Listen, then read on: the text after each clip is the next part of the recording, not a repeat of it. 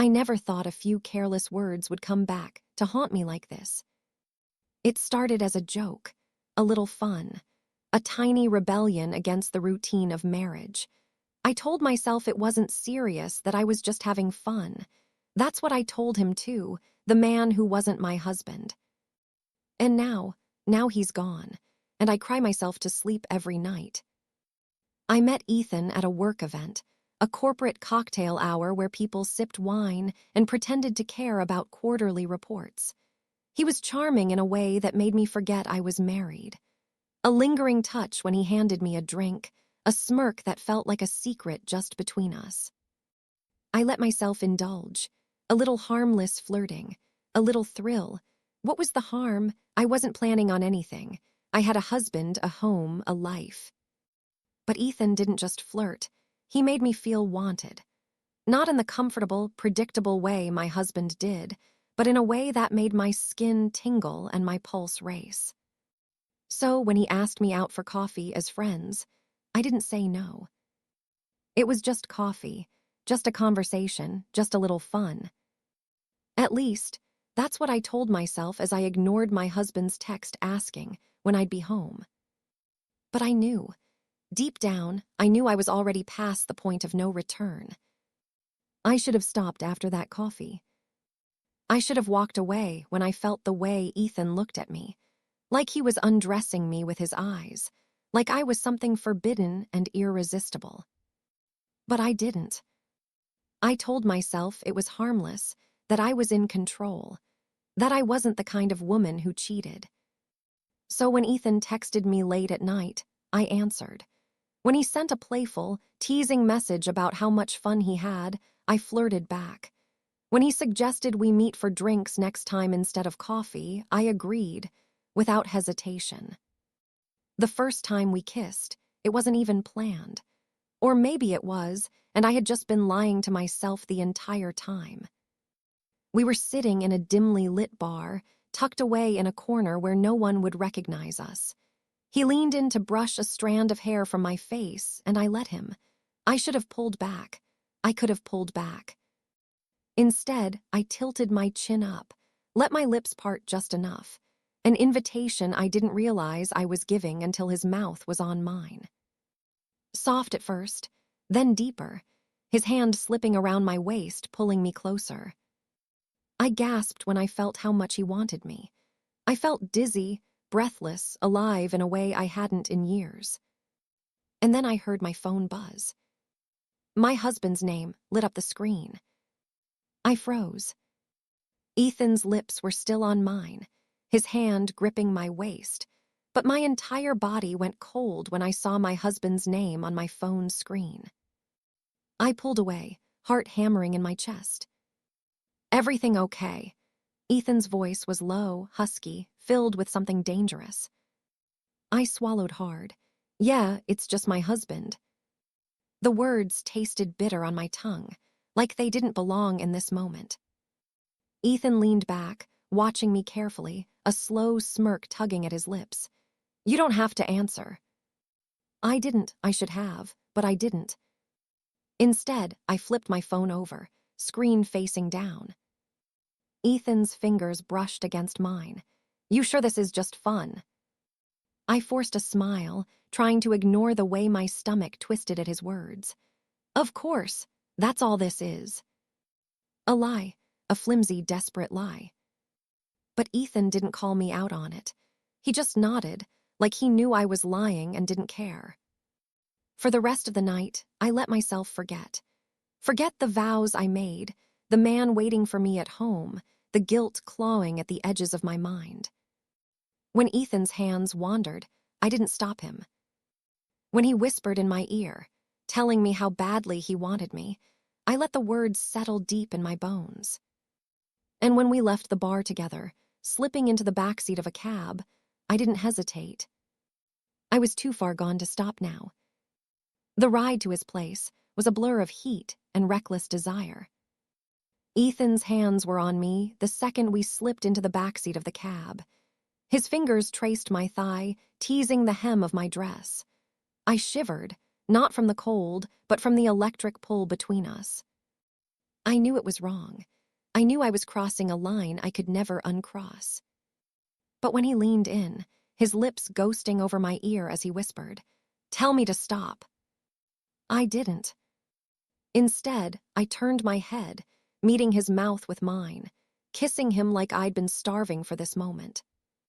The cab driver cleared his throat, reminding us we weren't alone.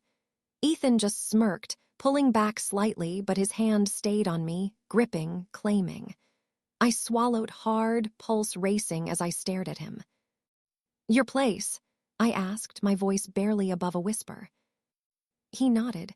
"Unless you want to stop." I should have. I should have said, "Take me home." But I didn't. The moment we stepped inside his apartment, the tension snapped. His hands were in my hair, his lips bruising against mine. He pressed me against the wall, his body flush against me, heat radiating between us. My breath hitched when his fingers slid under my dress, tracing slow, torturous lines against my skin. I gasped, gripping his shoulders as he whispered against my lips, "Still just having fun." I didn't answer. I couldn't. Because the moment he lifted me into his arms and carried me to his bedroom, I knew. This was more than just fun. This was something dangerous, something real. And I was already in too deep. I woke up tangled in sheets that weren't mine. Ethan's arm was draped over my waist, his breath warm against my neck. The scent of him, cologne, sweat, sex, clung to my skin like a brand I couldn't wash away. For a few blissful seconds, I let myself sink into it. The warmth, the intimacy, the way his fingers twitched slightly in his sleep, like even now he didn't want to let me go. Then reality came crashing down. My stomach twisted as I turned my head toward the clock. 4:17 a.m. My husband was probably asleep in our bed, unaware that his wife was lying next to another man, wearing nothing but guilt and the memory of Ethan's touch. I slipped out from under Ethan's arm as carefully as I could, my heart pounding. I needed to go, needed to leave before the weight of what I'd done suffocated me. But as I sat on the edge of the bed, reaching for my dress, I felt his hand slide up my back. "Leaving already." His voice was thick with sleep, but there was something else in it too, something knowing. I swallowed hard. "I have to." Ethan sat up, his fingers trailing over my shoulder. "You don't have to do anything." I closed my eyes, willing myself not to shiver under his touch. "Ethan." He sighed, shifting closer until his lips brushed against the back of my neck. "You're going back to him." It wasn't a question. I turned to face him, regret curling in my chest like smoke. This was a mistake. Ethan's jaw tightened. Did it feel like a mistake? I didn't answer, because I couldn't lie. His fingers slipped under my chin, forcing me to look at him. His eyes burned into mine, searching, daring me to deny what we both knew. And for a second, just a second, I wanted to say no. It wasn't a mistake. It was the only thing that's felt real in a long time. But instead, I whispered, "I need to go." Ethan exhaled sharply, dropping his hand. "Right, of course." I stood up, pulling on my dress with shaky fingers. I felt his eyes on me, but I didn't turn back. I couldn't. Because if I did, I might not leave at all. I drove home in silence, gripping the wheel so tightly my knuckles ached. The city was still half asleep, streets bathed in the soft glow of streetlights. My mind was a storm, flashes of Ethan's hands, his mouth, the way he made me feel like the center of the universe. And then my husband. I pulled into the driveway and sat there for a moment, my heart pounding so hard I thought I might be sick. The house was dark except for the faint glow from the living room. He's awake. I sucked in a breath, forcing myself to step out of the car, to walk up to the front door like I hadn't just spent the night in another man's bed. When I opened it, he was there, sitting on the couch, phone in his hand, eyes heavy with exhaustion and something else, something worse. Relief. Thank God, he breathed, standing up. I was worried sick. Guilt slammed into me like a freight train. I forced a smile. My phone died. I crashed at a friend's place after a late meeting. The lie slid too easily off my tongue. His shoulders sagged, and he let out a breath. I kept calling. I was scared something happened to you. Something did happen. Something I could never take back. I swallowed hard, stepping closer, wrapping my arms around him. He held me tightly, like he was afraid I might slip away. If only he knew. If only he could feel the ghost of Ethan's hands, still lingering on my skin. I'm just glad you're home, he murmured into my hair. I bit my lips so hard I tasted blood. I didn't deserve this kind of love. I didn't deserve him. But I had made my choice, and now I had to live with it. Or at least, I thought I did, until my phone vibrated in my purse. I didn't have to look. I already knew who it was. Ethan. And in that moment, I knew this wasn't over, not even close. I ignored the message. I had to. But the second I stepped into the bathroom and locked the door behind me, my hands were already trembling as I reached for my phone. Ethan, you can't just walk away from this. I squeezed my eyes shut, pressing the phone against my forehead. Yes, I could. I had to. I turned the water on, letting it run as I stared at my reflection in the mirror. My lips were still slightly swollen, my skin still humming from Ethan's touch. No amount of water could wash that away. Another buzz. Ethan, tell me you don't want me again. Say it and I'll let you go. I inhaled sharply, gripping the edge of the sink. I should say it. I needed to say it. Instead, my fingers betrayed me, typing 3 words before I could stop myself. I can't. The moment I hit send, my stomach twisted. What was I doing? I had a husband, a good man, a loyal man, sleeping in our bed, trusting me, loving me. And yet I was here, standing in our bathroom in the middle of the night, feeding the very fire that could burn everything to the ground. My phone buzzed again. Ethan, then meet me. One last time. One last time. I should have deleted the message. I should have walked out of the bathroom and crawled into bed next to my husband, pressing myself against him, forcing myself to forget. But instead, I stared at those words. One last time. A lie I wanted so desperately to believe. I placed my phone on the counter, staring at it like it was some kind of bomb. Because maybe it was. And I had just lit the fuse. I barely slept. Every time I closed my eyes, I saw Ethan. His hands, his mouth, the way he looked at me like I was the only thing he wanted. And yet, when morning came, I still crawled into bed next to my husband, curling into his warmth like I wasn't the worst kind of woman. He stirred, wrapping an arm around me. You okay? His voice was groggy, laced with sleep. I forced a smile. Yeah, just couldn't sleep. He kissed the top of my head, squeezing me gently. Work stress. I nodded, hatting myself more with every passing second. If he only knew. If he only knew. I had another man's message still burning in my phone. By the time he got up and headed for the shower, I was already making my decision. I grabbed my phone, heart pounding as I typed. Me, where? Ethan's reply came instantly, like he'd been waiting. Ethan, my place. 7 p.m., no excuses. I swallowed hard. No excuses. No way out. I went through the motions of my day, pretending to be the loving wife, the responsible woman who had her life together. But inside, I was unraveling. By the time the clock hit 6, my hands were shaking as I put on my coat. I have a late meeting, I told my husband, kissing him quickly before he could notice the guilt swimming in my eyes. He smiled, rubbing my arm. Don't work too hard. I wanted to cry. I wanted to scream. Instead, I just nodded and walked out the door. One last time.